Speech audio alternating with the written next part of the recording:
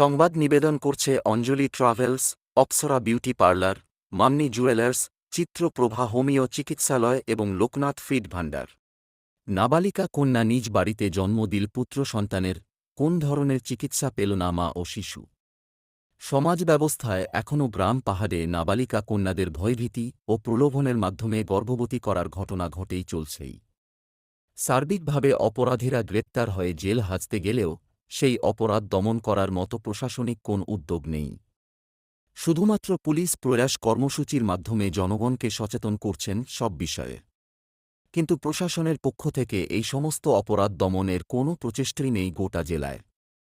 সম্প্রতি ২৪ মার্চ রাত 11:30টায় খোয়াই শহরের পার্শ্ববর্তী একটি গ্রামে একটি নাবালিকা কন্যা নিজ বাড়িতে জন্ম দেয় একটি পুত্র সন্তানের। ঘটনার পরদিন মহিলা থানায় অভিযুক্ত যুবকের বিরুদ্ধে মামলা করা হয়। মহিলা থানার পুলিশ সিপাহী হাওর গ্রাম থেকে সমর তেলেঙ্গা নামে অভিযুক্ত যুবককে গ্রেপ্তার করে আদালতে পাঠালে আদালত তাকে ১৪ দিনের জন্য জেল হাজতে পাঠায়।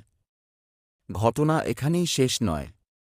বাল্যবিবাহ রোধ নিয়ে পূর্বতন জেলাশাসক চাঁদনী চন্দ্রান নিজের উদ্যোগে বহু কাজ করে গেছেন খোয়াই জেলার মানুষের জন্য। এবার জেলাশাসক বদল হতেই একে একে বেরিয়ে আসছে নাবালিকা কন্যা অপহরণ, নাবালিকা কন্যাকে গর্ভবতী করা ইত্যাদি অপরাধগুলো। বর্তমানে যে নাবালিকা কন্যাটি একটি পুত্র সন্তানের জন্ম দিয়েছে, তার এবং তার শিশুর কোন প্রাথমিক চিকিৎসাই হয়নি।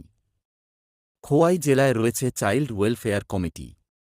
শিশু এবং তার মাকে কিভাবে রক্ষা করা যায় এবং প্রয়োজনীয় চিকিৎসা এরা কিভাবে পেতে পারে সে বিষয়টি নিয়ে এখনও প্রশাসনিক কোন উদ্যোগ নিতে দেখা যায়নি। শিশু এবং তার অপ্রাপ্তবয়স্ক মা সঠিক চিকিৎসার আওতায় না এলে তাদের জীবন যে বিপন্ন হতে চলেছে সে বিষয়ে কোন সন্দেহ নেই।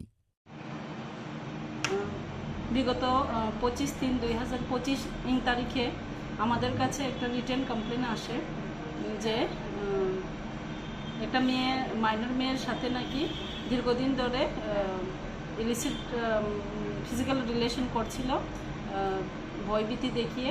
তারপরে ওই অভিযোগ মূলে আমরা একটা কেস রেজিস্ট্রেশন করি, যাহার case number 3/25, date 25/3/25, under section 376(2) N IPC 506 IPC and 6 of POCSO।